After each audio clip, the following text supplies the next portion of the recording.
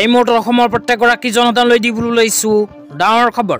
তো যিসকল মানুহে ভিডিঅ'টোত ক্লিক কৰিছে অনুগ্ৰহ কৰি ভিডিঅ'টো স্কিপ নকৰি প্ৰথমৰ পৰা শেষলৈ চাই থাকিব, কিয়নো এইটো ভিডিঅ'ৰ মাজত ৰেচন কাৰ্ডৰ পৰা আৰম্ভ কৰি মহিলাসকললৈ কেইখনমান গুৰুত্বপূৰ্ণ খবৰ প্ৰদান কৰিম। তো অনুগ্ৰহ কৰি ভিডিঅ'টো স্কিপ নকৰি প্ৰথমৰ পৰা শেষলৈ চাই থাকিব। লগতে মোৰ চেনেলত নতুন হ'লে এনেকুৱা নতুন নতুন ভিডিঅ' সকলোতকৈ আগত পাবলৈ প্লিজ চেনেলটো ছাবস্ক্ৰাইব কৰি মোৰ লগত থাকিব আৰু ভিডিঅ'টো শ্বেয়াৰ কৰি আপোনালোকৰ বন্ধুবৰ্গকো চোৱাৰ কাৰণে সুযোগ প্ৰদান কৰিব। তো বলক ভিডিঅ'টো আৰম্ভ কৰি আজিৰ প্ৰথমটো গুৰুত্বপূৰ্ণ খবৰৰ বিষয়ে বিস্তাৰিত জানি লওক। তো আজিৰ প্ৰথমটো গুৰুত্বপূৰ্ণ খবৰ হ'ল প্ৰধানমন্ত্ৰী বিশ্বকৰ্মা আঁচনিলৈ। তো আপোনালোকে মোবাইল স্ক্ৰীনত চাব পাৰিছে প্ৰধানমন্ত্ৰী বিশ্বকৰ্মা আঁচনিলৈ এনেকুৱা এখন আপডেট ইতিমধ্যে আমাৰ হাতত আহি পৰিছে। তো ইয়াতে কি লিখা আছে, কোনবোৰ মানুহে আবেদন কৰিব পাৰিব, ক'ত গৈ আবেদন কৰিব লাগিব, সবিশেষ আপোনালোকক জনাই দিছোঁ। তো ইয়াতে লিখা আছে কৰ্ম কুশলতালৈ কেন্দ্ৰীয় চৰকাৰৰ স্বীকৃতি, প্ৰধানমন্ত্ৰী বিশ্বকৰ্মা আঁচনি কেন্দ্ৰীয় চৰকাৰৰ 13,000 কোটি টকাৰ অভিলাষী প্ৰকল্প। তো ভাৰত চৰকাৰৰ 13,000 কোটি টকাৰ অভিলাষী আঁচনি হ'ল প্ৰধানমন্ত্ৰী বিশ্বকৰ্মা আঁচনি। তাৰপিছত কোৱা হৈছে নিকটৱৰ্তী ৰাজহুৱা সেৱা কেন্দ্ৰত পঞ্জীয়ন। তো আপোনালোকে যদি প্ৰধানমন্ত্ৰী বিশ্বকৰ্মা আঁচনিত আবেদন কৰিব বিচাৰে তেন্তে আপোনাৰ নিকটৱৰ্তী ৰাজহুৱা সেৱা কেন্দ্ৰত গৈ কৰিব পাৰিব আবেদন। 2 নম্বৰত কোৱা হৈছে হিতাধিকাৰীসকলক প্ৰধানমন্ত্ৰী বিশ্বকৰ্মা প্ৰমাণপত্ৰ আৰু পৰিচয় পত্ৰ প্ৰদান।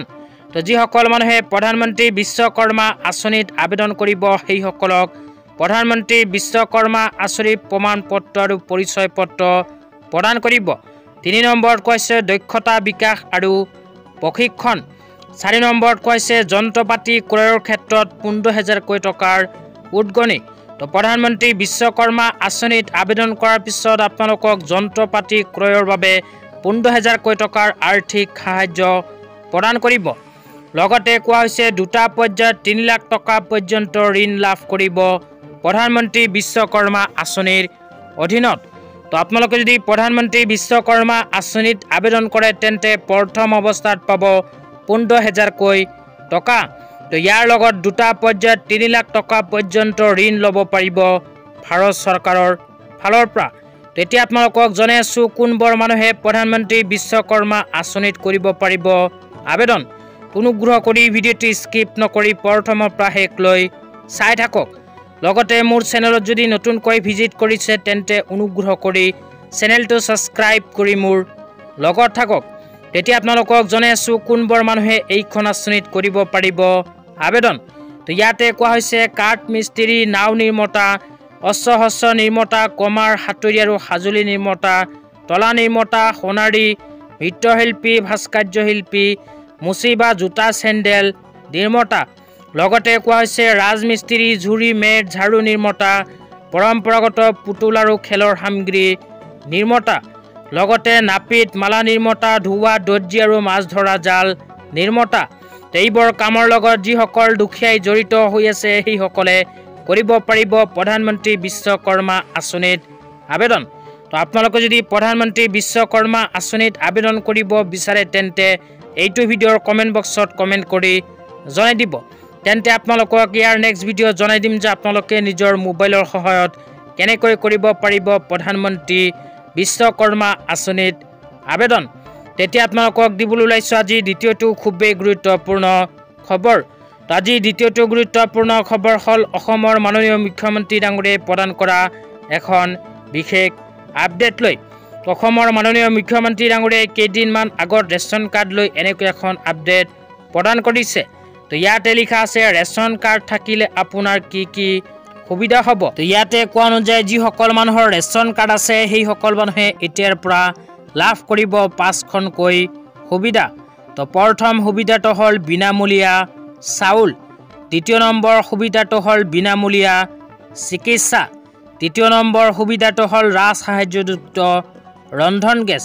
তো আপোনালোকৰ যদি ৰেচন কাৰ্ড আছে কিন্তু এতিয়ালৈকে চৰকাৰী ছাবচিডি গেছ পোৱা নাই তেন্তে এইটো ভিডিঅ'ৰ কমেণ্ট বক্সত কমেণ্ট কৰি জনাই দিব।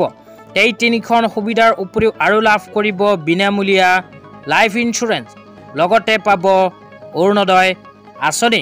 তো আপোনালোকৰ যদি ৰেচন কাৰ্ড আছে তেন্তে বৰ্তমানে কিন্তু অৰুণোদয় আঁচনিৰ আবেদন চলি আছে।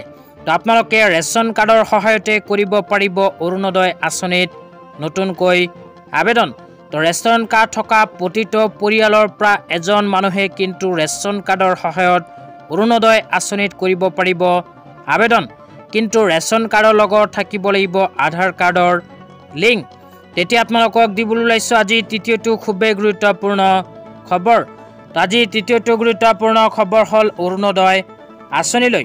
তো আপোনালোকে মোবাইল স্ক্ৰীনত চাব পাৰিছে চৰকাৰৰ ফালৰ পৰা অৰুণোদয় আঁচনিলৈ এনেকৈ এখন আপডেট প্ৰদান কৰা হৈছে।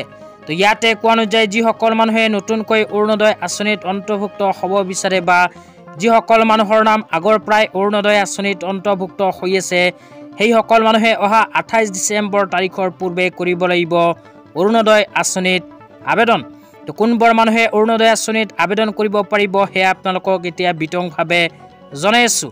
অনুগ্ৰহ কৰি ভিডিঅ'টো স্কিপ নকৰি প্ৰথমৰ পৰা শেষলৈ চাই থাকিব। তো ইয়াতে প্ৰথমে লিখা আছে আবেদনকাৰী অসমৰ স্থায়ী বাসিন্দা হোৱাৰ লগতে বৰ্তমান তেওঁ অসমতে বসবাস কৰাটো বাধ্যতামূলক। 2 নম্বৰত কৈছে আবেদনকাৰীৰ আধাৰ সংযুক্ত বৈধ ৰেচন কাৰ্ড থকাটো জৰুৰী। 3 নম্বৰত কৈছে এখন ৰেচন কাৰ্ড এগৰাকী অৰুণোদয়ৰ হিতাধিকাৰী। তো যিসকল মানুহৰ ৰেচন কাৰ্ড আছে প্ৰতিটো ৰেচন কাৰ্ডৰ সহায়ত এজন মহিলাই অৰুণোদয় আঁচনিত কৰিব পাৰিব আবেদন। তো ইয়াৰ লগতে কোৱা হৈছে বিধৱা অবিবাহিত মহিলা যাৰ বয়স 45 বছৰতকৈ অধিক। লগতে কোৱা হৈছে বিবাহ বিচ্ছেদিত মহিলা, অকলশৰীয়া মহিলা। তো মহিলাৰ উপৰিও তৃতীয় লিংগৰ ব্যক্তিসকলেও কৰিব পাৰিব অৰুণোদয় আঁচনিত নতুনকৈ আবেদন।